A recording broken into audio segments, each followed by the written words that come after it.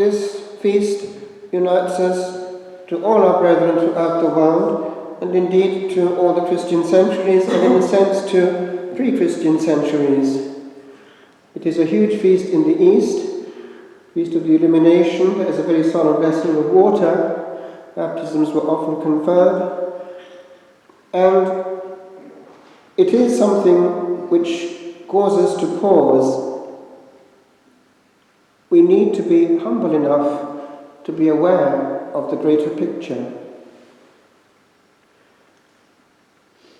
Much of what we use without thinking about it comes from very long ago. Our first believers as Christians didn't invent. They used what they had. The hymn book was already in their hand, and we use it still. The Psalter.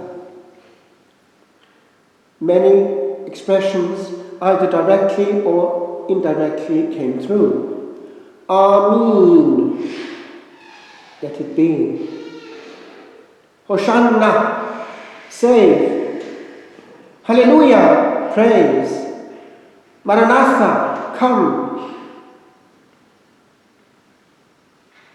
So, we are part of a huge ancient family.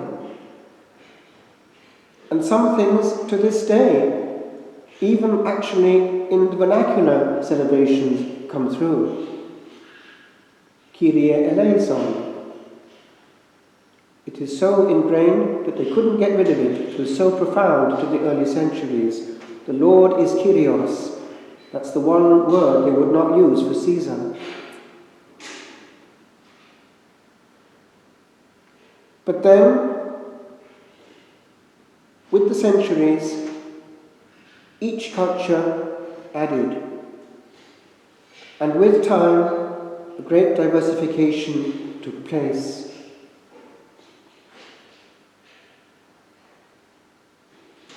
Remember that our bedrock is actually Greek. When the Lord came, it was the English, if you like, of the time, universally understood right through the Mediterranean world. That was providential. It gave a language in which the scriptures would be written, the New Testament, and understood, and still used in prayer mode to this day. If you go to a Greek celebration, they still use the untouched New Testament. It's not modernized, it's still what it was, and they understand it. It's only in the second time, when it got to the center of the Western world and the center of the then empire, that bit by bit it took on the Latin. Now there, it was going to be important because the whole of the Western bloc was going to be one huge monolith, essentially, with local variations. The Eucharistic prayer, the one that we still use to this day, the Roman canon, was used here in Ireland, by the way, in Latin, by our forefathers, the monks. And bit by bit, this major diversification took place. I'll try and simplify. The East is always slow to change, and therefore, if you want to see history, you go to an Eastern celebration. One big difference you'll find immediately is that all the celebrations are high. They never had the low mass. Tendentially, therefore, it is less frequent, and also tendentially, if you like, more different, more other.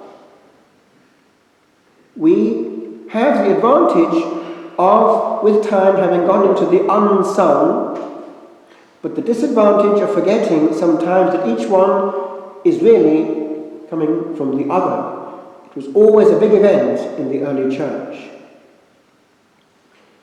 In the West, various factors combined. One big one was the whole Cluny movement, when, bit by bit, they went into the maximum of splendor. And a great tendency grew to have many chapels within the abbey church, many relics, many processions, and many ordinations, what they would call ordinatio ad missam, ordination for Mass itself and nothing else, no other faculties. And so, in the West, this new picture emerges that a very large number of celebrations starts to exist, often for the departed, and we get used to actually something which is unheard of in the East, more than one celebration going on at the same time in one big church. I've known that actually in a monastic life. It's quite moving. In the East, to this day, the church has to be fasting, the altar has to be fasting, the priest has to be fasting. And that means no second celebration on the same altar, in the same building, and by the same priest. Bit by bit, there's a great diversification therefore between East and West. And then within the West, more diversification again, with culture coming in. However, and it's a big however, until our own time, there was always a massive otherness to anything that pertained to touching the sacred and to the one who inhabited it. There was always a great panoply of protection. If you look at the rubrics of the Missal we're using now, everything is in detail and everything is maximally protected. Just to indicate a typical example, the obligation never to separate the fingers between the consecration and the second ablution. God is massively set apart and shielded. The devil hated it. And you know that the demons at the Second Vatican Council were very interested in what was going on. But that wasn't actually the time when they were able to really hit. It was in the second stage. And to be more exact, in the third stage. It could have gone either way. Potentially, there was a great power for authentic renewal and interiorization coming from the reduction of heavy rubrics. In some places, notably contemplative monasteries, that's the way it went. Peace and quiet, simplicity and interiority. But when it came to a lack of interiority, and this is the point, things started to go awry. The problem is not in the rite itself, but in the lack of interiority of those who apply it. And that's where the demon zoomed in. In the council documents, there is no mention of facing the people, of receiving in the hands, of anyone but a person in major orders handling the Blessed Sacrament, of receiving Holy Communion standing, or of anything of the sort. It's in, now, the action party of the demons in using the loopholes to come in and attack head on the divine majesty that he sees and hates.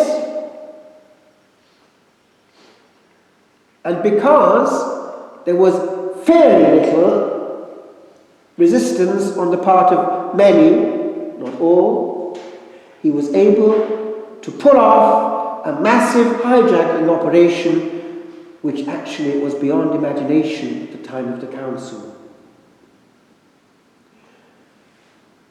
Have a priest or a community that loves Jesus well spends much time with him, and things will happen according to the heart of Jesus. Have a priest and the influence of a priest where other things are centre stage, and believe it or not, Jesus is not in his own house, then things will start to go really wrong. That's the problem that we have before us. Don't attack the wrong area. It's far more profound. It's like a doctor. He looks for the illness itself, not the symptoms. I make a jump back to the origin of this feast, because it's all about worship. What happened? The Lord somehow got through to pagans, using what they would recognize within their own parameters. The Holy Child accepted their worship, incomplete though it was, and it's the same today. Look around. The planet is very big, populated with many different souls. Each one is an immortal gem to be saved. And God, as in the case of the kings, where they are, tries his level best to get through to them. And we must have that vision ourselves. E.g., a Muslim, brought up only in a Muslim atmosphere. God sees the quality of his will, we don't. God sees his fidelity to what he's been taught, we don't. It's easy to brush them aside. God wants each one and tries his level best to find some means of applying Calvary to each soul who at the moment of death is going the same way, somewhere, into the encounter with him. Coming closer to us, the Jews, they have exactly the same God and the same scriptures up to the New Testament excluded. There is much genuine holiness there, family life cared for, honouring the Shabbat. We must respect also these our brethren. Closer to us again, our Protestant brethren.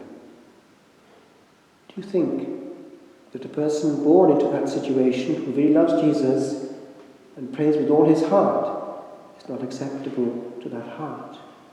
But should more be shown, then the test comes. We can't be complacent within our own parameters if we're challenged.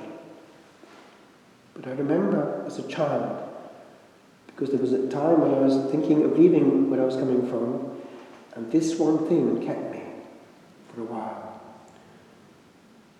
When I'd seen on a Sunday evening the end of the long preaching celebration, when it came to the end, the congregation would start to swell the rafters with angelic music, and I'd see the organist bit by bit pulling one stop out after the other, and the whole chapel rocking and vibrating with something resembling the angels. I thought, I can't leave this.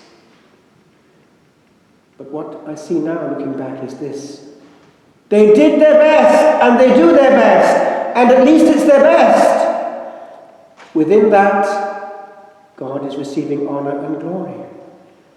But we have the fullness, and greater is our responsibility.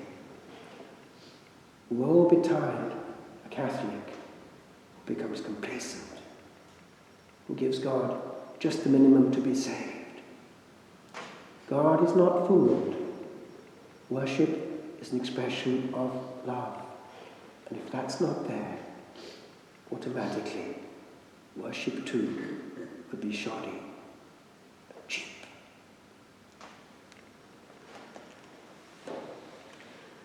We claim Christ for our families. This is the day when we, as rather the Hebrews would have done, put something on the lintel of our door and claim Christ as the Alpha and the Omega, the King of our family. And so we hand over our houses to him. He is Lord, and we claim him as Lord for our families and homes. May he reign upon us all, and may he keep us safe. We will sign the year 2020. It's 20 on one side and 20 on the other this year. And in the midst, Christus mansionem benedicat. CMB, it's also Caspar, Melchior and Balthazar. And in between the letters CMB, the crosses. So may Christ bless each home represented here and make it his, make it safe, make it peaceful, and keep away any demonic attacks from any source whatsoever from the place where we live. We enthrone Christ as our King for this year and forevermore. We will use this chalk to sign him as King over our house. So God bless this chalk and those who use it.